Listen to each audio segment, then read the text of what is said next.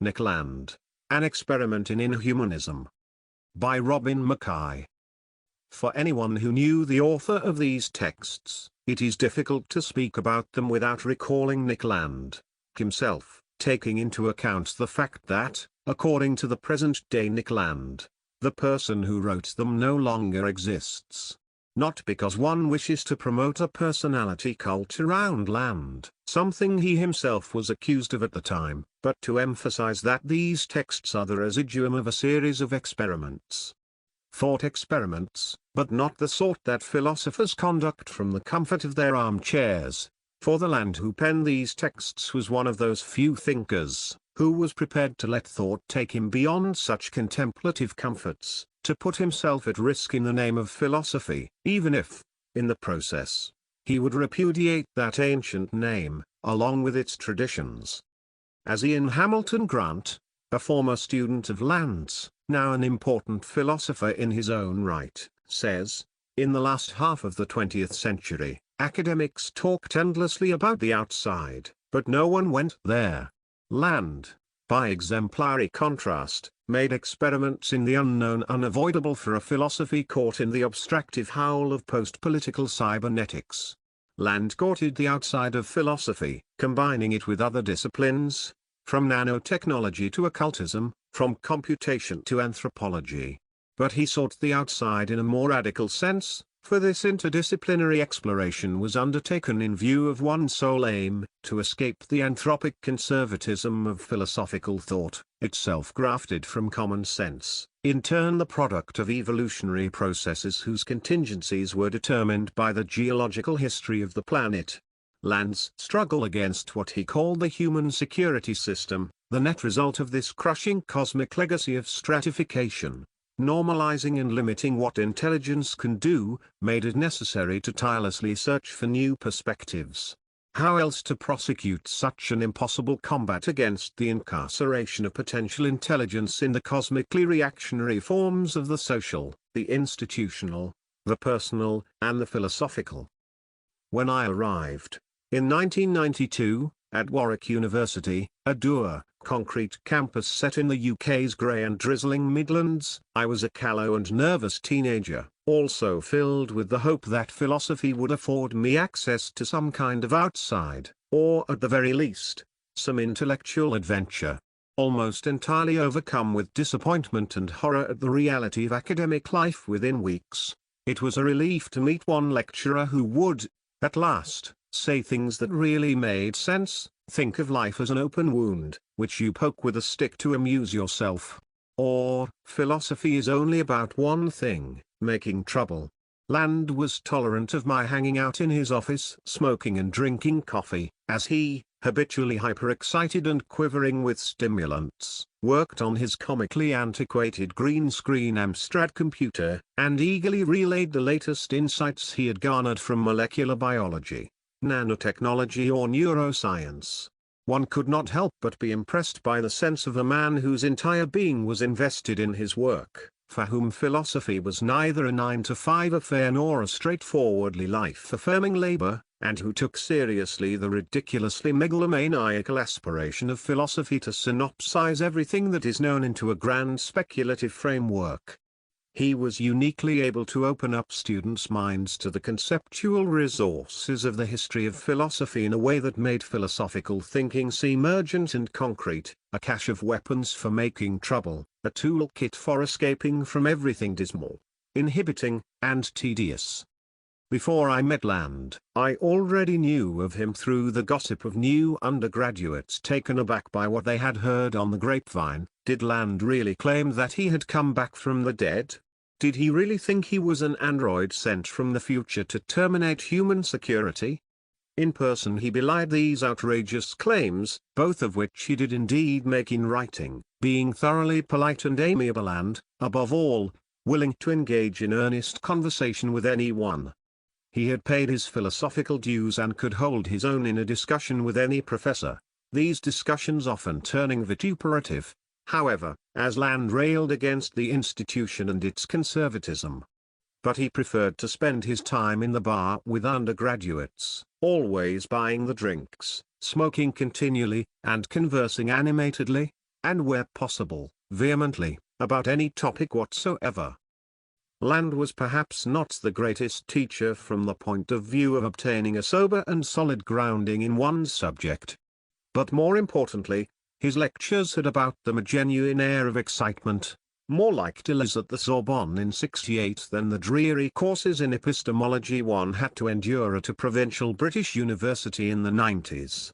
Not only was the course he taught pointedly entitled Current French Philosophy, a currency otherwise alien to our curriculum, more importantly, Land's teaching was also a sharing of his own research in progress.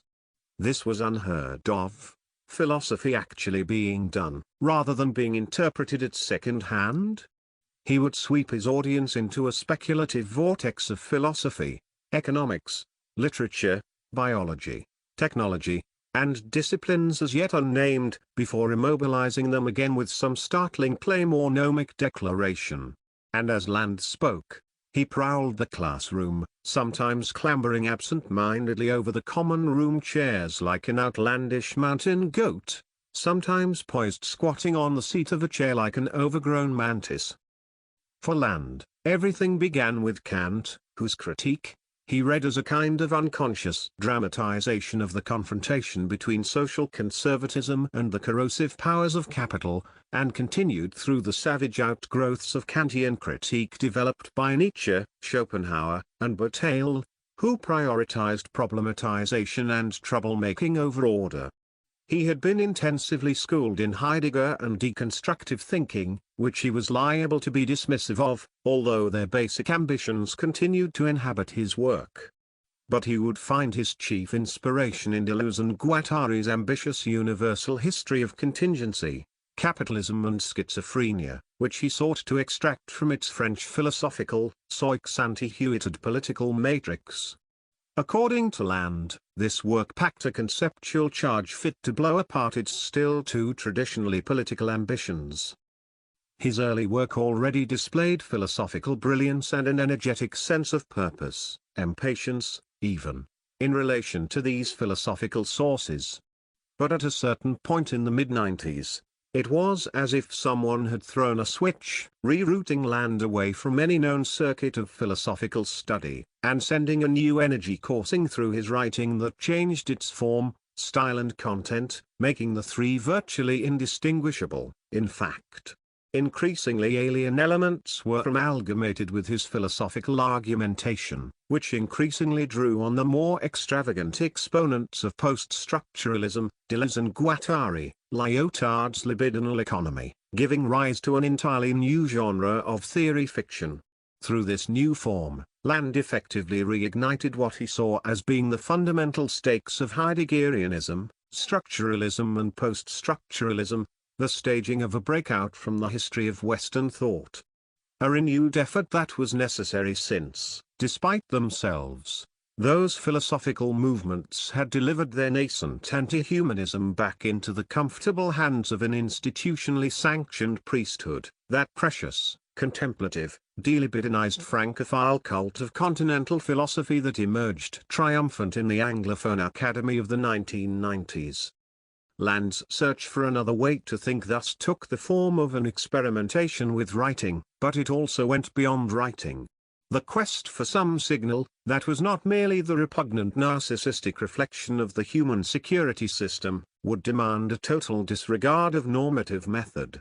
Land sought channels of communication with the outside not via an interminable and internal critique of philosophical texts, but in popular culture, in the sensibilities of the first generation, mine, to have grown up surrounded by technology, in the cyberpunk extrapolations made by authors such as William Gibson, who observed that generations reprogramming, in the future shock narratives of movies such as Terminator, Blade Runner, Predator, and Videodrome, and in the rhythmic reformattings of the body in dance culture and the hybrid, cut-up anti-language of the digitized sonics that fueled it, especially jungle, just emerging in the mid-90s.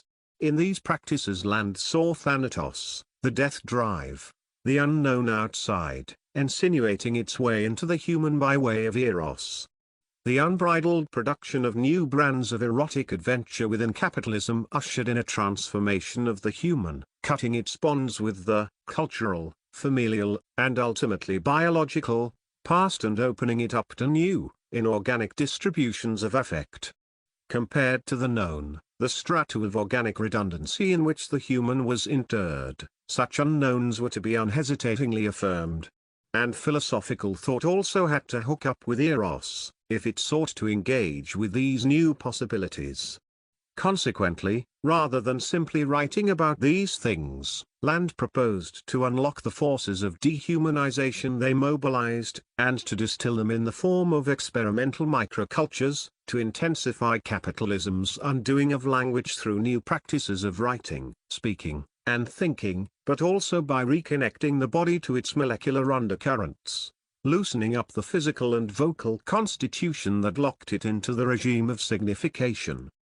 In taking this approach, Land not only renounced the respect of his academic peers, but many times even lost the confidence of his supporters, as he sought by any means possible to drill through the sedimented layers of normative human comportment.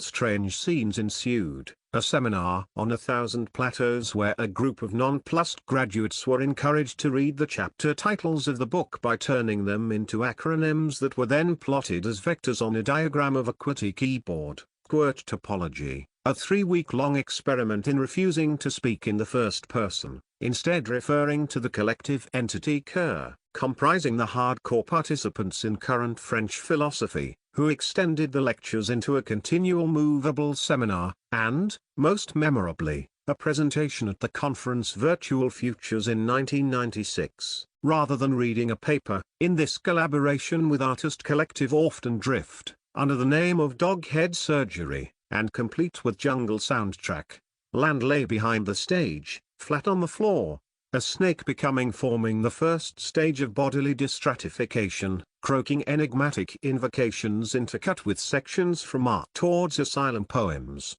In this delirious vocal telegraphy, meaning seemed to disintegrate into sheer phonetic matter, melting into the cut-up beats and acting directly on the subconscious.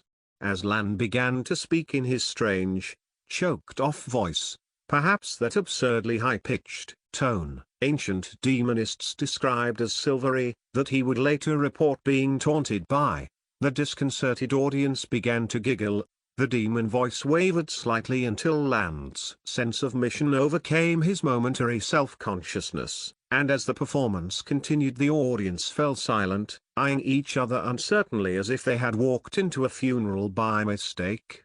Embarrassment was regarded by Land as just one of the rudimentary inhibitions that had to be broken down in order to explore the unknown, in contrast to the forces of academic domestication, which normalized by fostering a sense of inadequacy and shame before the masters, before the edifice of what is yet to be learnt, thus reversing the libidinal charge of the unknown and turning it into an endless duty, an infinite labor. Perhaps as a result of this maximally broad conception of philosophy, of my fellow students of the time only a few now hold academic positions, and mostly in precariously marginal positions, or at art schools rather than in philosophy departments. On the other hand, I can count among them novelists, Hari Kunzru, James Flint, musicians, Code 9, one of the progenitors of dubstep, and writers such as Mark Fisher, blogger Gay Punk, author of Capitalist Realism. Others have sought out Land from afar, like Iranian writer, Riza Negarestani, who tracked him down on the web and began a long-running online conversation which led to the writing of the extraordinary book Cyclonopedia. At the time, the happenings at Warwick also attracted interested parties from outside the student body. Russell Haswell, now a renowned sound artist and DJ, remembers being drawn in from the nearby city of Coventry, by rumors of the strange ideas that were being aired by Land and others. Now globally acclaimed artists, Jake and Dinos Chapman, discovered Land's work, and in 1996 commissioned him to write a text for the catalogue of their first major show at the ICA in London. One of their prints, paying homage to Land's influence, now disgraces the cover of Fanged Noumena. In 1995, with the arrival at Warwick of Sadie Plant, author of Situationist History, The Most Radical Gesture, and Cyberfeminist Manual Zeros and Ones, Land's experimental activities found a temporary institutional base in the Cybernetic Culture Research Unit, CCRU, a student-run research group of uncertain status, and which, upon Plant's rather swift departure, the philosophy department would deny had ever existed. Both within the university and elsewhere, the CCRU organized events and interventions, virotechniques, swarm machines, Afrofutures, in which theory was used as an element alongside music, art and performance, but always with the backbone of an essentially Landian combination of conceptual rigor and experimental method. They self-published an eclectic pamphlet series, Abstract Culture, described in music magazine The Wire, as a flow of conceptual disturbance in which unforeseen recognitions flash up like alien snapshots of a familiar world. One of the Abstract Culture series, Swarms, included Land's classic text Meltdown, with its invocation of apocalyptic planetary techno-singularity, its stark anticipative delight, a nihilistic riposte to the ascendant Californian cyber-optimism of Wired magazine. Things could only get weirder. Land, increasingly claiming that he was inhabited by various entities, Ka, Voang, Kansar, joined the CCRU in developing a number of quasi-Lovecraftian mythologies or hyperstitions. These included a fictional personification of the CCRU collective itself, in the shape of cryptographer Professor Daniel Barker. Barker, a descendant of 8,000 Plato's Professor Challenger, himself a hyperstitional appropriation of a Conan Doyle character, was said to have developed the cosmic theory of geotrauma, which combines Freud's theory of trauma with a syncretic perspective on the natural history of the planet. A sketch of a fictional speculative system, Geotraumatics draws on everything from geology and microbial evolution to human biology and vocalization, reinterpreting Earth history as a series of nested traumas of which human subjectivity is the symptom. Barker sought to hybridize Nietzschean genealogy, Deleuze-Guattarian stratoanalysis, and information theory in order to decipher this cosmic pain, creating a schizoanalytic geocryptography to replace Oedipal psychoanalysis. In works from this period, Land's anti-humanist speculation is combined with an evident enjoyment of wordplay and a renewed appreciation for the anthropological, mythological and psychoanalytical sources of capitalism and schizophrenia. He delighted in melting into the CCRU collective, and the latter undoubtedly succeeded as a microculture, their unattributable, arcane writings, telling of strange inhuman entities, hyperstitional personages and syncretic pantheons, are uniquely disturbing and compelling. It is as if the group had collectively accessed hitherto undiscovered realms of bizarre archetypes. They successfully smeared the line between the real and what they called the hyperstitional, fictions that make themselves real through collective practice. Eventually, however, Land would peel off from CCRU, as all of this intellectual hybridization and microcultural activity found a concentrated, schematic form in a thinking and a practice of what Deleuze and Guattari had outlined, rather vaguely, in 8,000 Plateaus, as nomad numbering. Currency and digital technology, according to Land, unveiled a side of numbers that subtracted them completely from the power structures of meaning and signification that made language a prison house for intelligence. It even removed numbers from the stratified realms of mathematics, into a pure, flat plane of immanent materiality inhabited only by ticks. Accelerating in silico capital's planetary experiment of tacking human culture onto these tick numbers so as to tear it apart, Land believed, would allow him to complete what deconstruction could only gesture at in its endless cycles of philosophical titillation. It would dismantle the power institutionalized in language and sense, and open up a reliable communication line with something unknown. A pure material dispersion not pre-processed by models derived from the past. Land would increasingly be found, having taken the very minimum amount of sleep possible. By this point he lived in his office, pursuing intense mechanical research involving shuffling symbols endlessly on the green screen of his obsolete machine into the depths of the night. From a romantic vision of escape through collective libidinized action, he had seemingly arrived at a cold and largely unproductive abstract practice, pursued in isolation. Or, one could say, he had, following the poetic interludes of his book on Bataille, The Thirst for Annihilation, returned to a kind of poetry, albeit one subtracted from all expression and meaning. And yet it is a token of what Mark Fisher has called Land's reckless integrity that, once he had whittled down his problematic to this minimal kernel, he gave himself up entirely to it. He would eagerly impart his latest numerical findings to those who still listened, but invariably they did not follow. Let's get this out of the way. In any normative, clinical, or social sense of the word, very simply, Land did go mad.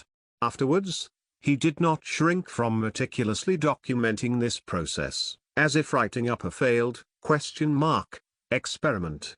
He regarded the degeneration of his breakthrough into a breakdown, as ultimate and humiliating proof of the incapacity of the human to escape the head case, the prison of the personal self. Wretchedly, for Land, it was no longer possible to tell whether his speculative epiphanies had been, as he had believed at the height of his delirium, glimmers of access to the transcendental, or just the pathetic derangements of a psyche pushed to the derisory limits of its tolerance. The experiment was over. When I contacted Land about the republication of his works, he did not protest, but had nothing to add.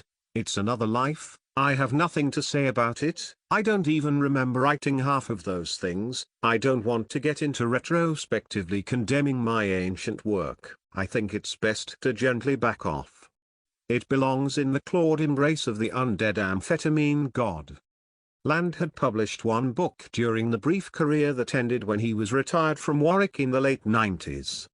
In 1992 The Thirst for Annihilation had appeared, a book on Georges Bataille that, as Sadie Plant suggests, could better be described as a book with Bataille.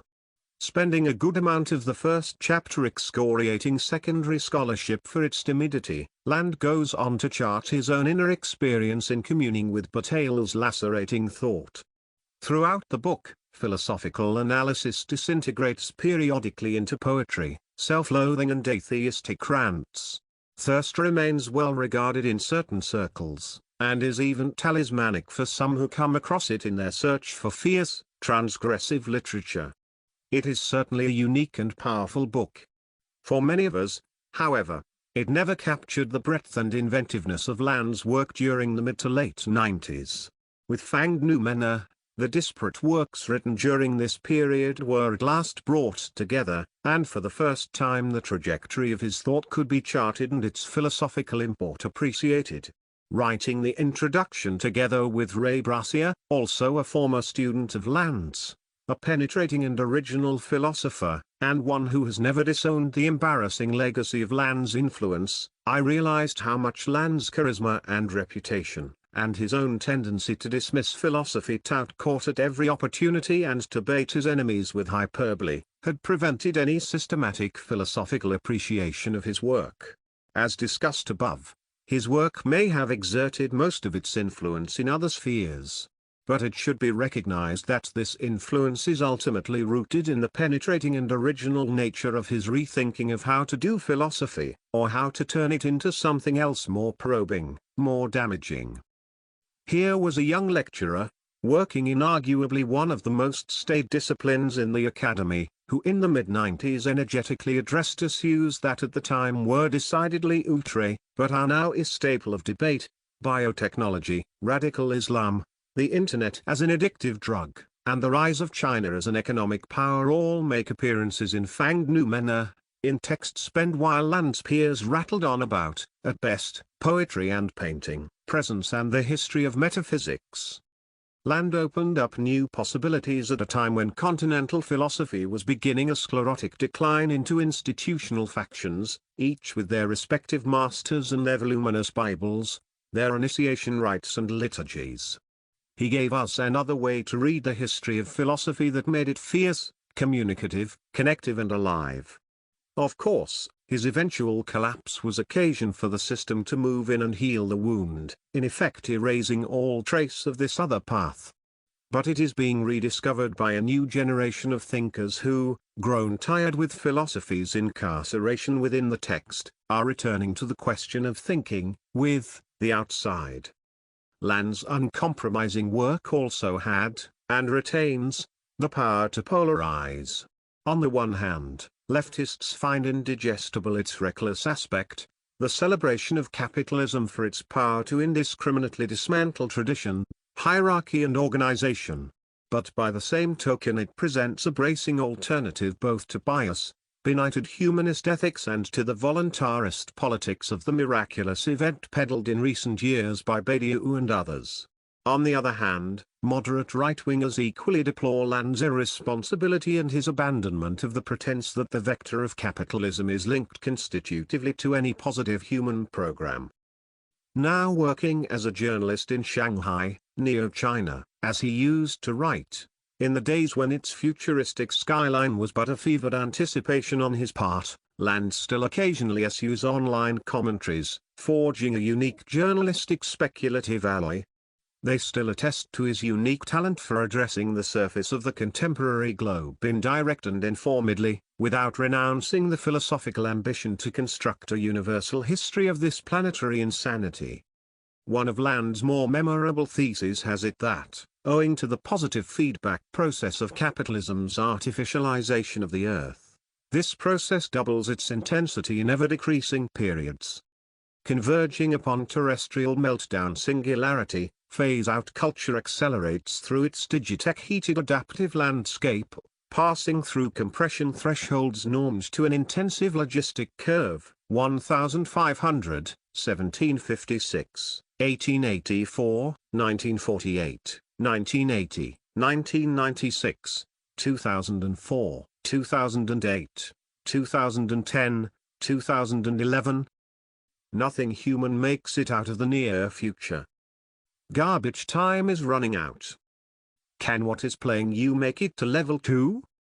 For Land, such theoretical propositions were also machines for excitation, devices to meld with and accelerate the planetary intensification that would finally allow the body without organs to shed its human skin.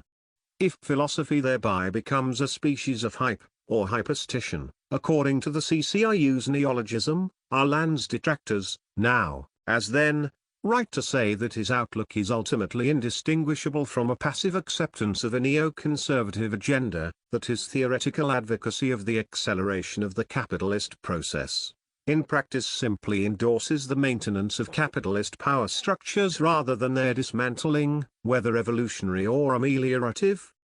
It is indeed true that Land's attempts to reach the intensive burn core of the planetary process, by hooking up conceptual thought to libidinizing cultural energy, was always balanced between a romanticism of abolition and a dubious desire to identify with the exciting and intense phenomena presented by capitalism. Land gradually abandoned, as too conservative, even Deleuze and Guattari's cautious division of capitalism into a good destratifying, or deterritorializing side, and the bad mechanisms of reterritorialization. In the name of a non-negotiable hatred for the fetters of the human, he may have risked wholesale capitulation to the new powers, all too human, that take hold of the earth as soon as its old power structures are dismantled, and which make use of every base reflex of Homo sapiens for their own, ultimately banal, ends. But to take this point of view is to avoid confronting the most potent aspects of Land's writings. His heresy was twofold. It consisted not only in his attempt to melt writing immanently into the processes it described, but also in his dedication to thinking the real process of capital's insidious takeover of the human, and the legacy of this process within philosophy, and in admitting the laughable impotence of man in the face of this process. In this respect, he has not yet been proved wrong, despite a recent upsurge in wishful thinking. His work still poses acutely, in a variety of forms, the challenge of thinking contemporary life on this planet, a planet piloted from the future by something that comes from outside personal or collective human intention, and which we can no longer pretend has anything to do with reason or progress.